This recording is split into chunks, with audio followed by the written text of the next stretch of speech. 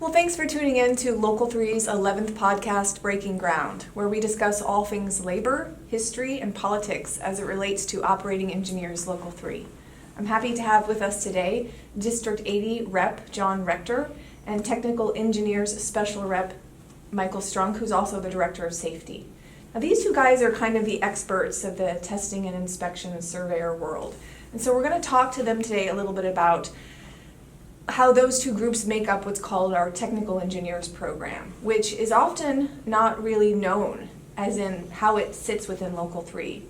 So these two are going to talk about technical engineers, sort of the history of the program, what a career in that universe looks like, and the Apprenticeship Program, how those who are listening are interested in finding a career in technical engineers.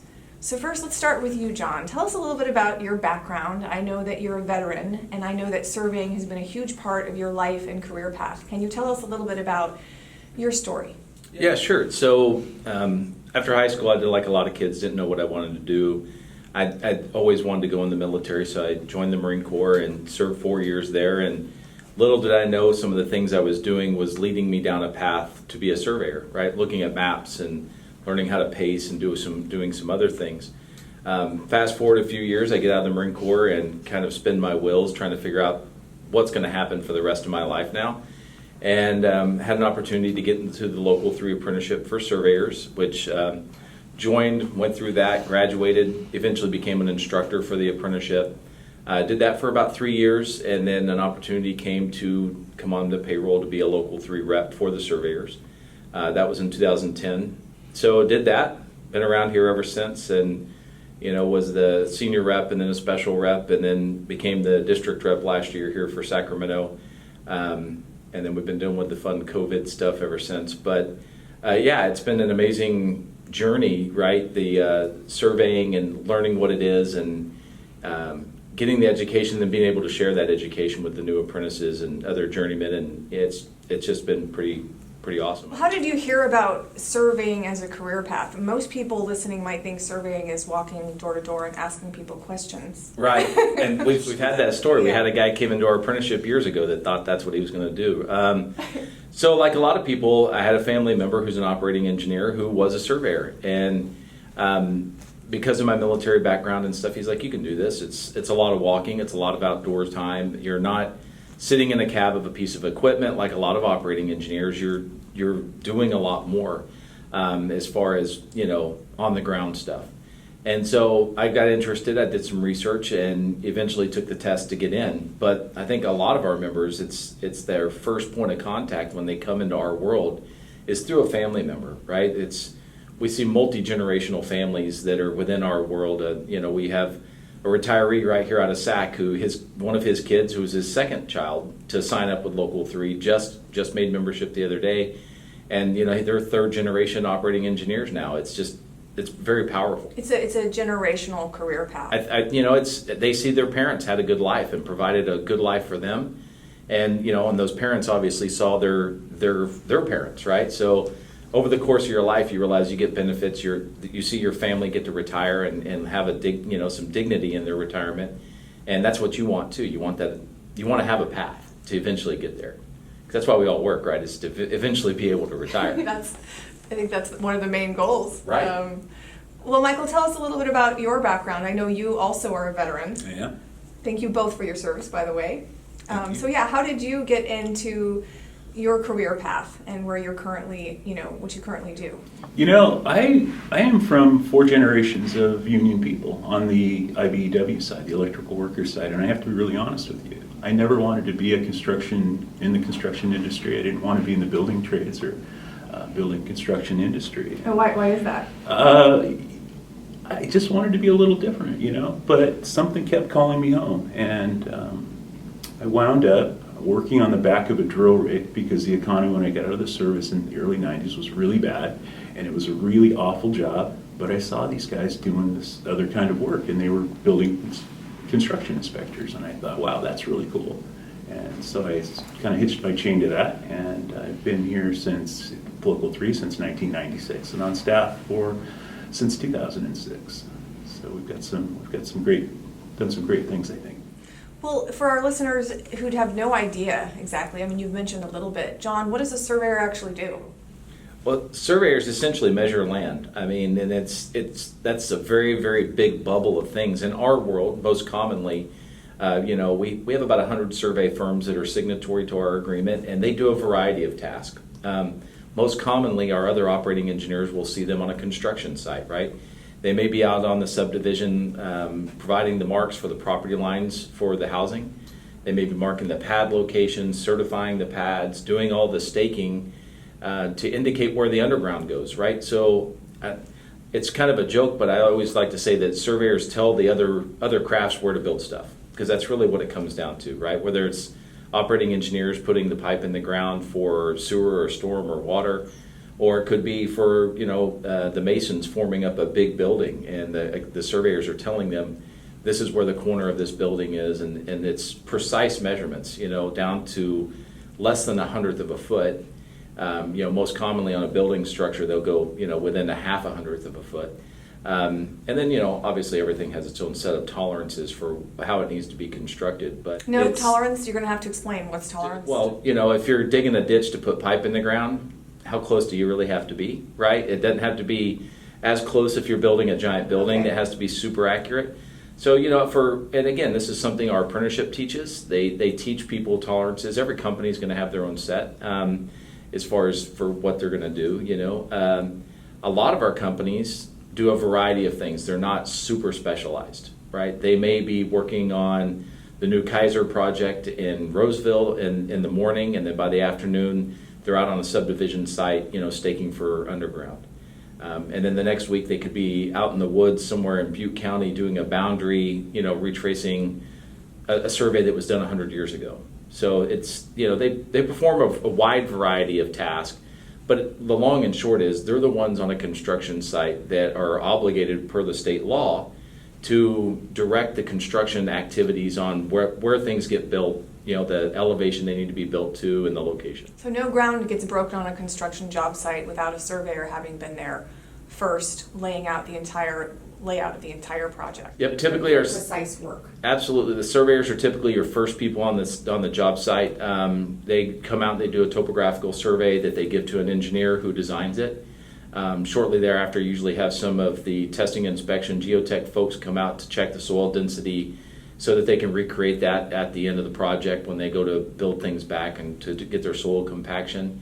But that's the very front end of a project is always going to be the surveyors out there collecting that data that they go back and give to an engineer who can create a project out of it.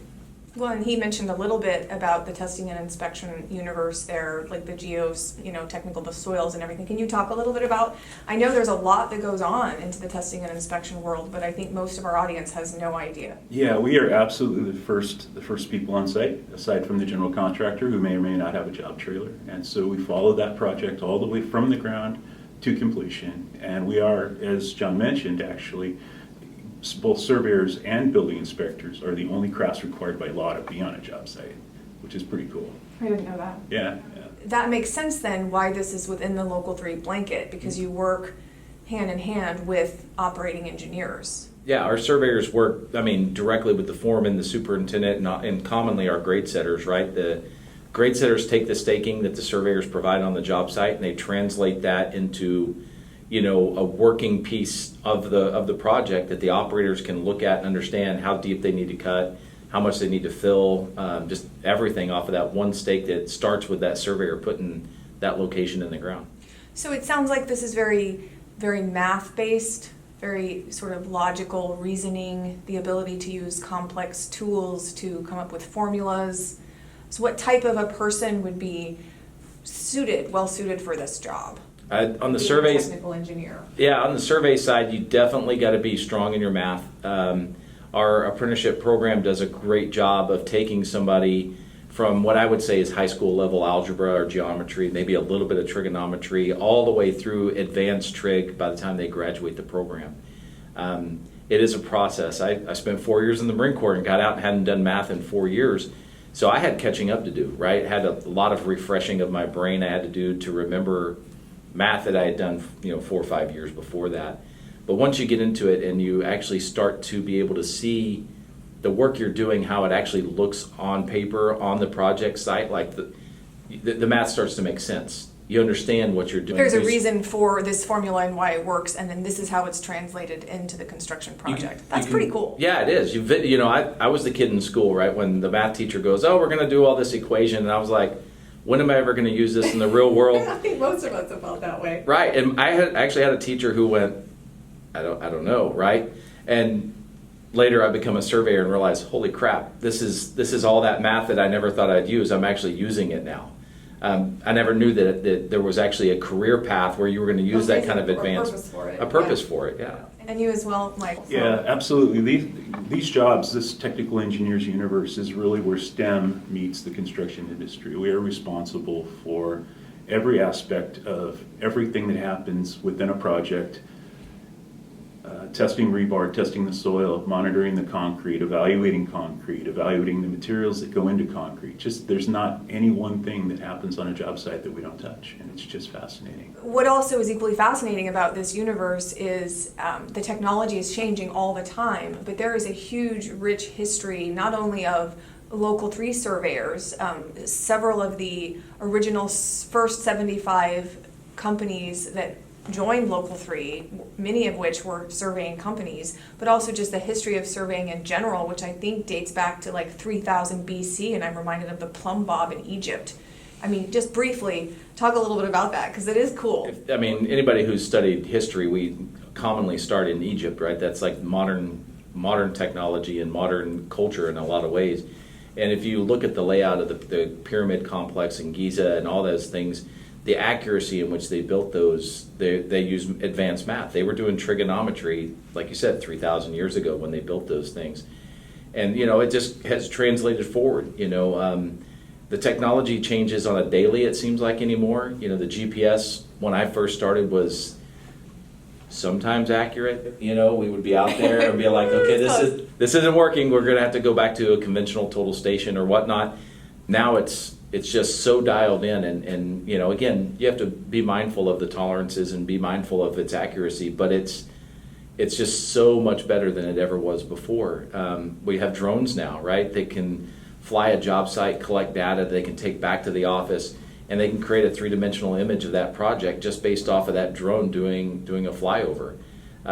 They have drones that have LiDAR on them, which is light detecting radar that can fly over a job site and actually see through the canopy and actually collect data, in a thick wooded forested area, and actually see the surface of the earth and actually, again, create another topographical map just based on that. It's the technology. Really cool stuff. It's amazing stuff. It's like Indiana Jones stuff. They're using it in the forest of South America to map, ancient complexes that they never even knew existed. But with the technology we have now, they can actually find them without having to go in and tromp through the woods for a year to find them. So the technical engineers surveying, testing, and inspection history is very rich, and I'm just going to mention there were the few technical engineers survey companies that were organized. The original was 1963, David Evans and Associates. Then in 1973, we had Consolidated Engineering Laboratories. There was many more after that, but we don't often realize how long surveying and testing and inspection has been involved in the history of Local 3 and how cool that is. So a lot of people are going to be listening and thinking, gosh, that's me, that's what I want to do. It sounds like you're outside a lot, you're traveling a lot, you probably have a crew, which is what, the party chief, chainman, Apprentice occasionally. Our crews have shifted. Back before I started, you go back about 25 years, 30 years, four-man crew was a common thing. Because of technology changing and the tools becoming more user-friendly, we went from having a party chief, a front chainman, a rear chainman, and an apprentice to now, we have the technology where people are out there by themselves. Now, I will never, ever support the idea of people working by themselves for safety reasons. And I wanted to bring that up. I mean, people who are interested in this career have to realize you are going to be around giant pieces of equipment. You will be not on the equipment. There's a degree of danger and really having to be safety-minded with this as a career.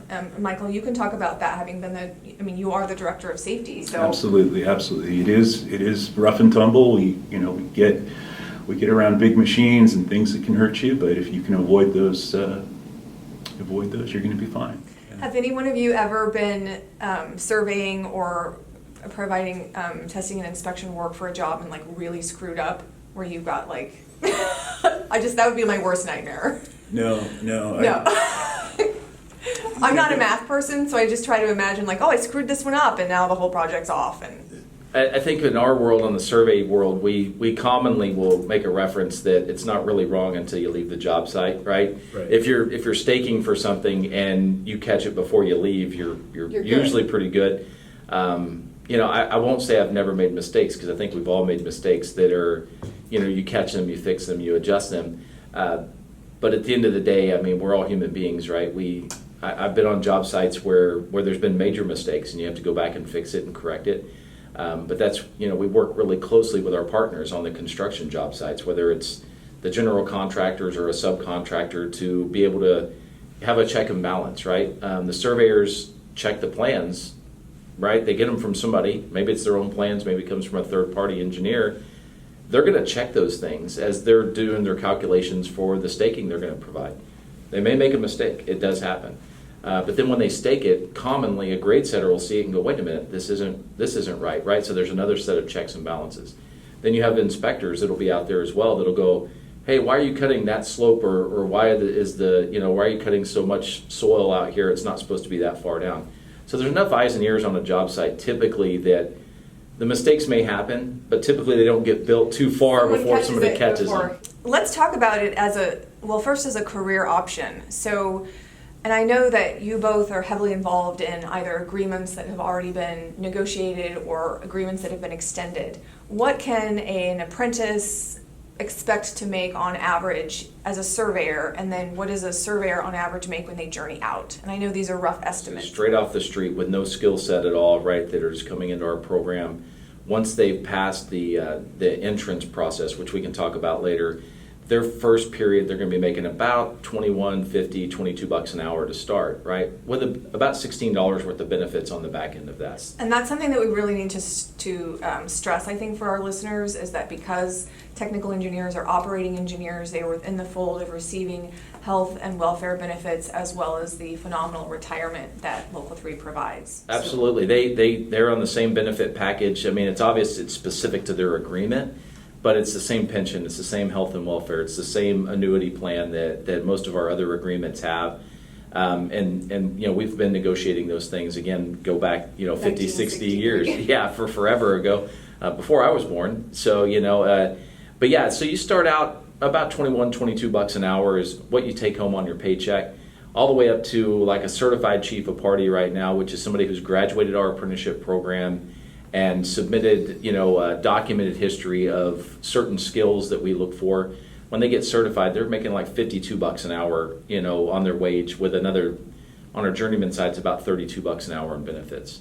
Wow. And how is it for testing and inspection? I got to tell you, we do just a little bit better, but it's, just a little bit. We, our first period apprentice, first day, starts out at $28.61 an hour. And that was a real struggle. We started ramping up, I guess is a good word, of our wage back in 2008. And our beginning training wage was $12.25 an hour. And we really struggled getting people to come in from even like Starbucks, or Home Depot. Wow. It was really tough. And so we had a great commitment on behalf of our employer group, along with the unions, recognizing the value of training and recognizing what bringing someone in at this level is going to take. And so it's really come a long way.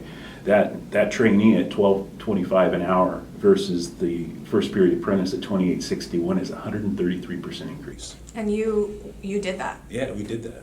We did. Well, not me. We all did it. We all have a hand in it. I'm one of 40,000 operating engineers at Local 3 and one of 200 and something staff members. But, being a union leader isn't about being a staff member. I don't remember the day I realized I was a union leader, but I was working in the field. It starts with making phone calls. It starts with coming to district meetings and semi-annual meetings and being part of a bigger family. So anybody that's really interested in that is going to have a good time here. Well, and you're negotiating these agreements on behalf of the members that you represent, so you are the voice for them in gaining these benefits, and that's a phenomenal agreement that you just negotiated, and it's extended through 2025, which is also equally unheard of. So 2020, when in the 17th year of this process, which will be 2025, we will have doubled the average wage of this agreement, which is amazing. But you asked me a question. The general sort of general journeyman entry point in our industry, they come in at $38.84, and they top out at $54.02. And with a $32.84 package, it ranges between $71 and $86 an hour. Yeah. And those fun things like our pension and our health care, which are in addition to the wages. And John, you're in the middle of the technical engineers. They just negotiated a 1-year extension, correct, because of the uncertainty of COVID right now. Can you talk a little bit about that? Yeah, we negotiated a 1-year extension last year where we got the members a couple, I think it was $2.71 increase for the single year. That was coming off a phenomenal 3-year agreement where we added $9 over the 3 years. It was a $3 a year package for 3 years. And so we're going to get ready to start doing that again. We'll be reaching out to the membership about pre-negotiations and then making arrangements with the employers to actually try to sit down. We're having a little bit of the resurgence with COVID with the Delta variant, so we'll see how this plays out. But we're confident that we can safely do it now. When we did it last year, there was a lot of uncertainty, and so it made more sense to get with a small group and to work with our employers on a 1-year extension so we could do more formalized bargaining this year. Michael and his group just was able to finish this up about a month and a half ago. 2 weeks ago, really. Wow. It took a long time, yeah. Well, I want to talk a little bit more in the future about how the technical engineers universe fared during the pandemic, because you guys as a whole did very well. But again, someone's listening, they want to get into the apprenticeship program. What are the steps that they take? How long does the apprenticeship program last? And what can they expect when they get in there? Like, what does a classroom situation look like? How does that experience happen? Well, on our survey side, their first step is they go to the website, right? The Technical Engineers Apprenticeship website, which is pretty simple. It's teapprenticeship.org. When they go there, there's a tab for surveyors, there's a tab for inspectors. If they're interested in the surveyor program, obviously they click the surveyor tab, and there's a little questionnaire they basically fill out. They get sent to the apprenticeship, and they go on a list for future testing. Once they test, they're given a basic entrance exam, which is really about 10th, 11th grade algebra. They got to get 80% or higher on that test. We've upped the threshold for passing because over the years of statistical data, the people that struggled the most with our program to make it through our program were the individuals who scored and got into the program with like a 70%, right? The 70 to 80%. So you would suggest brushing up on your algebra skills before you take that test? Absolutely. Dust off your math books from high school. It's not an easy test. We have people come in all the time that say, "Oh, I'm a math person," and they fail, right? Or they maybe pass by school standards. They get 70%, but our threshold is 80. So once they get through that process, they pass that test, then we invite them in with a panel interview with our employers, folks from the union and folks from the apprenticeship, where they get asked a series of questions and evaluated based on their test score and their interview. And then they go from there to what we call a boot camp, right? And it's not really a boot camp that Michael and I know. You're not out there doing like push-ups and sit-ups. Maybe we should start doing that for some of them, but it's a lot of walking. In both of these industries, there can be a ton of walking, but essentially we like to say we're taking people that are infants in this world and teaching them how to crawl, right? Because you're not going to be able to walk, you're not going to be able to run. That comes with experience and time on the job. But that 1 week boot camp gets them to be more familiar with the equipment, more familiar with the things that may happen on a job site. And it also starts them completing their curriculum in the program. The program is an 8,000 hour program for surveyors, so it's 8,000 on the job hours, along with 8 periods of work of curriculum. So each one of those periods of work coincides with 1,000 hours. You get your book work done, you get your 1,000 hours, you bump up to the second period. You get your book work done, you get your hours, you bumped up to third period. Do you have people who are in the boot camp that are just like, oh, this is not for me, and they quit? Oh yeah, every time you have at least, I wouldn't say every time, but it seems like at least one, maybe occasionally two, or people that go through the whole boot camp. We dispatch them out to their first job. They get out there and they're like, I did not realize a scraper tire was 10 feet tall, right, or whatever. Yeah, they're like, I did not realize how potentially dangerous this is, or anything else, or carrying the equipment or the heat. There's just a variety of things that people Being isolated sometimes in remote areas. Yeah. It can be very difficult for people, but it's a good career for those that are willing to do those things and be out there. And for our apprentices, they complete the fourth period. They actually start receiving journeyman benefits and journeyman wages. And then once they complete their eighth period of work, then they're a graduate and they can request to be certified based on their years of experience. And we've had, a double handful of individuals who have gone completely through our apprenticeship program, who later went on to get licensed through the state of California and now own their own survey companies that are signatory with Local 3.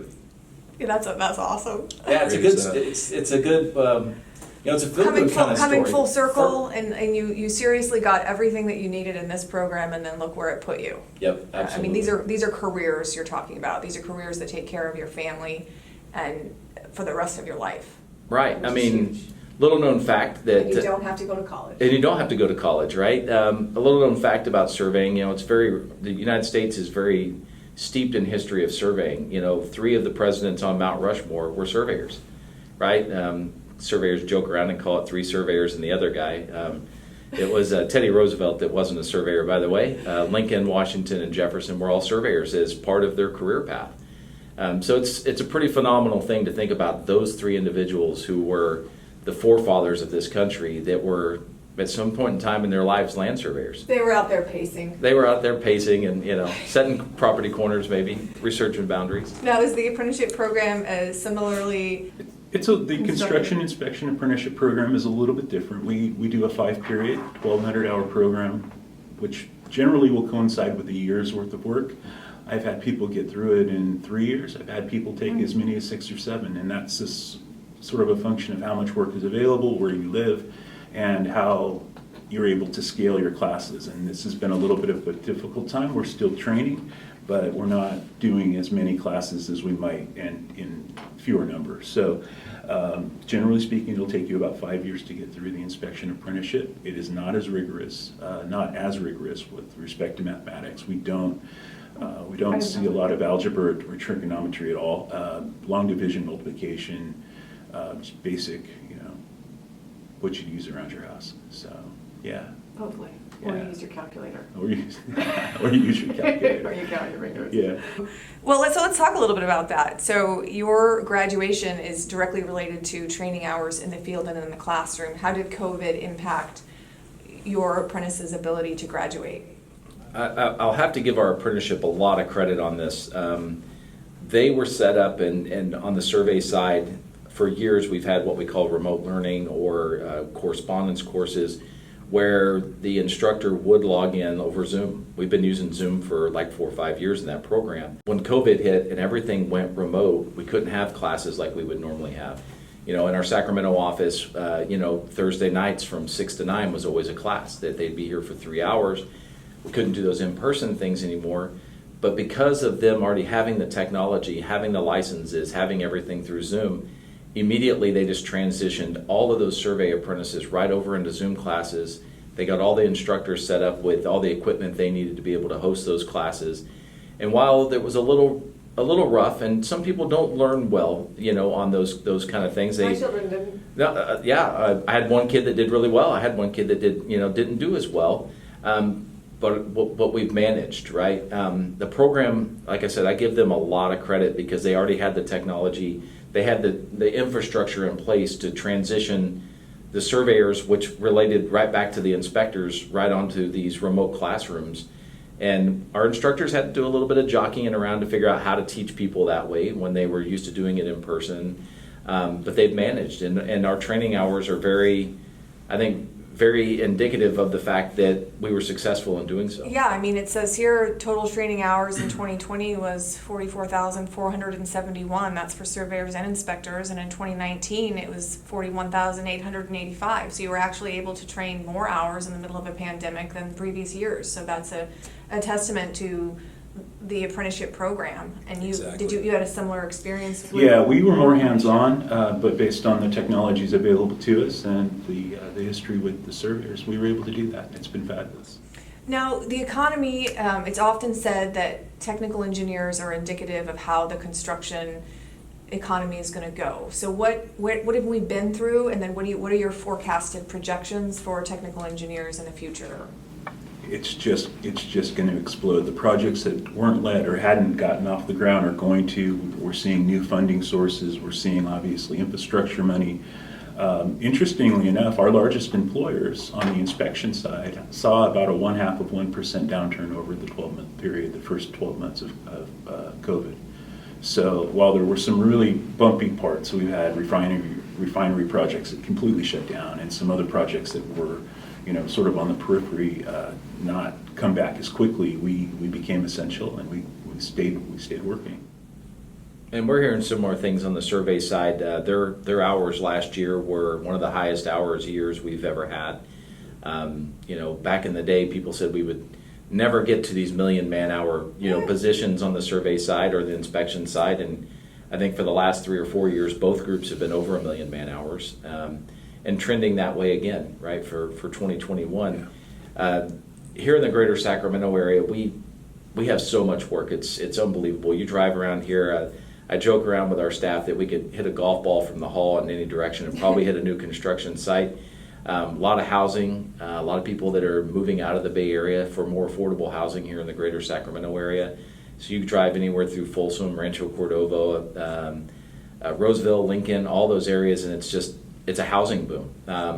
And it's continuing. And we talked to our biggest contractors around here, and all of them are saying the same thing. None of them like to look more than a couple years out, right? But they're looking at it going, everything on paper says we're solid for the next 2 years. Now, none of us have a crystal ball, but the things we're hearing from our surveying companies on their engineering side, where they're on the front end of projects that won't be let for another year or two, is that they are busy. They're designing, and so they're moving forward. And I think we're going to see that. I think we're going to see this trend continue again, at least the next couple of years.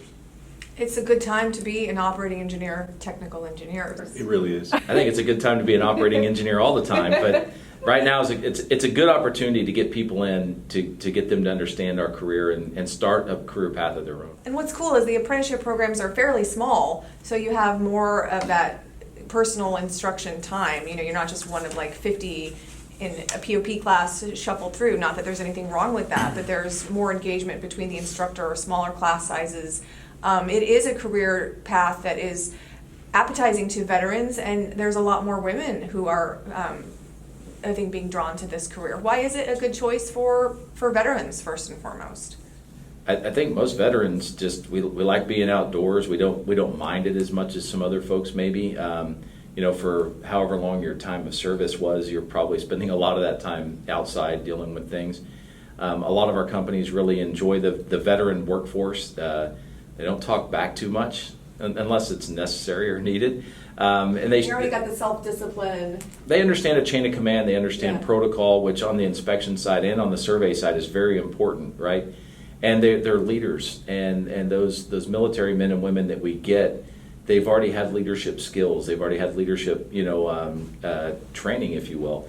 And so it's not uncommon to see a young apprentice on the inspection side or on the survey side out there telling a 30-year foreman, like, this is screwed up, we got to fix this or whatever, because they're not afraid to actually speak up and say those things. And again, that's some of their military service, but it's some of the coaching we do with them too, because they have to be that person. They have to be able to tell a 30-year operating engineer foreman that this is wrong, or that this needs to happen in order for them to be able to do their job that they were called out there for. Glad you mentioned women, Mandy. I'm really particularly proud of one thing, and many things really, but our female population in the construction inspection apprentice is 15%. It's about double. It's about double what the traditional apprentice picture might look like. And the reason for that is that while it is a physical job, it's attainable. It's absolutely something that any fit person, and some not so fit, can do. And we really look forward to people understanding that this is a place that you don't see a gender gap, you don't see a pay gap, you won't make less than a male counterpart. And it's just one of the great things about organized labor and the union universe in particular. I think it's worth mentioning too that if you have a career in the technical engineers field, you can also choose to get on Local 3 staff, which is a choice that you both made. Can you talk a little bit about why you chose to do that? Well, I think we both have a similar story that you know, at some point in time we had a bad experience with a rep from the union, right? Back in the day, you know. I remember going to an individual and asking for help and not getting a response, and this is many years ago. And you know, when the opportunity came up, you know, I actually have known our vice president Justin Diston since I was an apprentice in our previous building, and I had talked with him about coming on payroll years ago, and it wasn't the right time for me then. And as things progressed, you know, and the opportunity presented itself, actually Michael was in my interview when I got hired on. You know, it was over a bad experience, and I wanted to do better for our members. I wanted to be able to provide that service that I didn't get, right? I asked for help from our union, and I didn't get it at that time.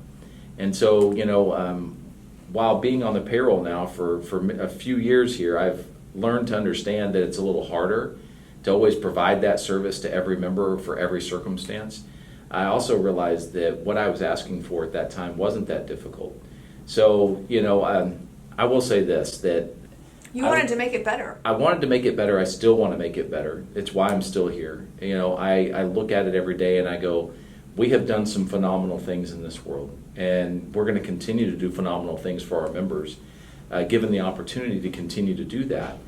But the reality is there's still a lot of work to do. There's always going to be more work that we got to do to take care of our members, to advance these industries, and to protect these you know, the industries themselves and the members, so that they have a future when it comes to retirement and everything else, that it's always going to be there and always going to be stable for them. And that's not just listening to their needs, but also working at the political level to make sure there are things and agreements that require surveyors and testing and inspection members on the jobs at certain times. I mean, I know you've worked heavily in some legislation to help that. Yeah, Michael and I, going back, you know, again, about 10 years, we're fighting with like the state building trades to make sure that both surveying and inspection was specifically included in these PLAs, because we were doing a lot of PLAs back in the Bay Area, you know, 10 years ago, and they would often get just excluded. They weren't even part of the agreement.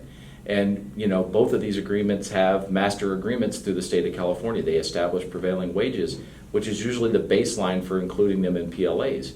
And, you know, we worked really diligently with these people to try to get them to understand that these crafts are crafts through our world and should be included within these PLAs. And here we are. It's taken some time. I won't say it happened overnight. Not necessarily an easy road. Never an easy road, but, you know, down the paths that we've gone have led to success, where now we have more members doing that work under PLA projects on a daily, weekly basis. So. And Michael, your decision to join the staff? Well, it goes back a little bit before that, but essentially when I got over the idea that I wasn't going to outrun my heritage. You're like, darn it! You know, exactly. And so I'm from that generation that was told you're going to go to college. You know, and I really thought I was going to find myself on Wall Street or in the financial district of San Francisco managing someone's money. And that really, while that was fascinating, it really wasn't what I wanted to do when I finally figured out that I could do this. And so being a building and construction inspector in San Francisco, rebuilding some of the greatest buildings in the world, was just the greatest experience. And like John, there were some things about this I wanted to change. The first being that we didn't, at the time I joined, have an apprenticeship program for testing and inspection. It wasn't really until about 2004, 2005 that we really had anybody in the program. And when I got here, I think we had probably 20 people in the program. Now, one of my grandfathers used to administer and preside over graduation ceremonies at Mare Island, where there were 300 apprentices graduating in a single day. Wow. And so the whole idea that we were encouraged to go to college and really sort of almost forced to go to college, and we skipped a generation. What ended up happening, at least on my experience, was by the time those jobs, the jobs that we were being prepared for, kind of went away, the shipyard jobs and the other industrial plant jobs that were going to be the jobs that we would have had should we have wanted to continue along our family's footsteps. You know, at some point in the 80s, they just all sort of evaporated. And so we're recreating that now. And it's just the greatest thing to see somebody go from knowing nothing about construction or maybe coming from an inner city that was going to have a really bad outcome potentially to succeeding. I had an apprentice 3 or 4 years ago. He made $200,000. A fifth period apprentice knocked down $200,000. Wow. And that's amazing. That's life changing. Well, yeah, and people don't know about it. Yeah, People yeah. don't know. You're going to go get a 4-year degree in origami paper folding. You're going to have a Right, $200,000 college loan when you graduate, Yeah, and you'll be yeah. working at Sunsplash or, Starbucks. $20 an hour maybe if you're lucky. And Yeah. it's just, it needs to be talked about more Yeah. in career fairs and high schools, and I wish I had learned about it too. I Absolutely, mean, not that absolutely. I probably wouldn't have been a very good technical engineer, Now, but not every apprentice is going to do that. That young man probably never slept, and he worked a ton of hours. But the but goal you is can achieve that if that's your goal. Like, The the average- sky can be the limit. Yeah, the average journeyman in my industry that wants to apply himself or herself is probably going to make $150,000 to $160,000, not including their benefits package, That which is crazy. another maybe 40, 45,000, depending on how many hours they work.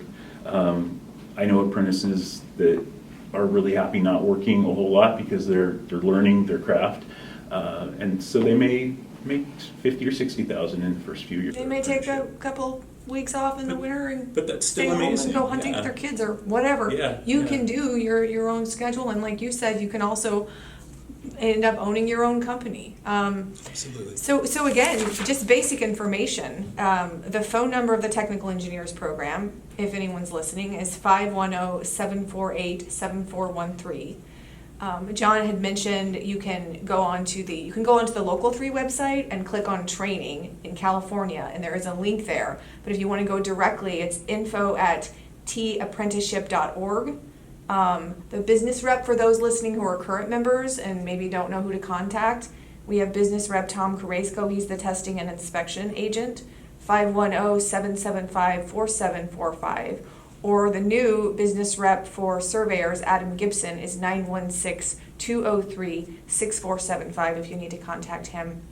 But overall, you guys have done just a rock star job. I know when I first joined the Local 3 staff, I didn't know anything about technical engineers, and you really made it a priority for us to do more stories on them and to raise awareness in the union as a whole that these are also operating engineers, and that this is a viable career path for people. Absolutely. You can see a crane operator from across town. Yeah, You it's can always see- like, I can't find them, where are they? You can see somebody operating in a piece of equipment from a half mile away, but you're never going to find a surveyor unless he wants to be found. You're never going to find an inspector unless they want you to find them or they're looking for you.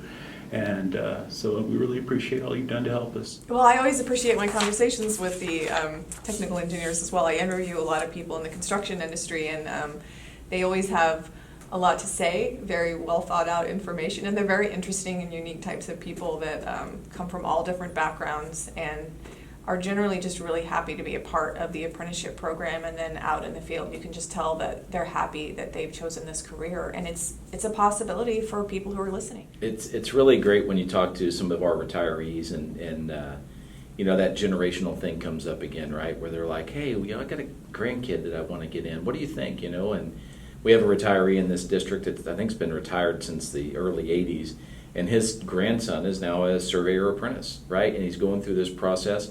He's getting a lot of hours, and it's just really great to be able to talk to the grandfather about his grandson, and then talk to the grandson about the fact that you're following in the footsteps a different path, because his grandfather was an equipment operator, but in the operating engineer world, because he saw what it did for his grandpa. Yeah. And it's very heartwarming for us when we hear those stories, and we're able to extend those benefits, to extend that knowledge base, and to show these people that there is a future outside the traditional K through 12 and then off to college path, you know. Michael and I are proof of it. You can go to the military, you can get out and, you know, scratch your head for a minute to figure out what you're going to do, and you can come back into this world and get a good education for free, and have a good career as a journeyman. You know, you're not going to live on top of the hill. You know, I tell people that all the time. You know, you don't expect to have the best view in But town. you won't be on the bottom of the hill. You're not going to be in the flood zone. You'll be firmly planted in the middle of the hill with a nice view. So, you know, with a pool in the backyard, maybe if you want. Well, that's a stressful time for people when they don't graduate high school. What am I going to do? Or even graduate college and have no choices. I mean, that's where you can veer one way or the other. How many or people kids who don't even go to college and are just lost. How many kids are graduating college right now with, you know, $100,000 worth of debt and no career path, right? Like you said, they're doing underwater origami, or they're, you know, have some kind of other degree that just doesn't make any sense. You know, we invest about $50,000 to $60,000 in each one of our apprentices to get them from a kid straight off the street to a journeyman level, you know, operating engineer, and they're making a paycheck while we're spending that money on them. Yeah, They're earning while they learn, right? So it's a great thing, and you know, like I said, I'm a byproduct of our apprenticeship program. I will always be an advocate because it's provided me with that education and that life that I have, and I'll forever be, you know, indebted to our apprenticeship programs for that.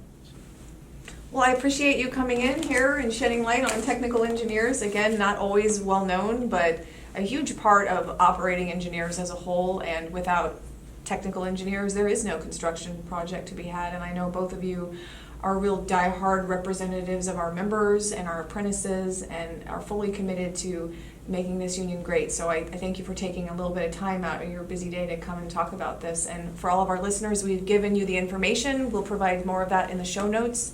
So thanks for tuning in. And one last thing for all of our equipment operator brothers and sisters out there, be sure to watch out for your surveyors, watch out for your inspectors on the job site. Sometimes they tend to get underneath the equipment and in their way really easily, and they're all trained on how to be observant, but be mindful of those folks out there. You know, they're part of our family, and we want to see them go home at the end of the day. We want to see them go home at the end of the day That's too. a huge point. Thank you. Absolutely. Thank you.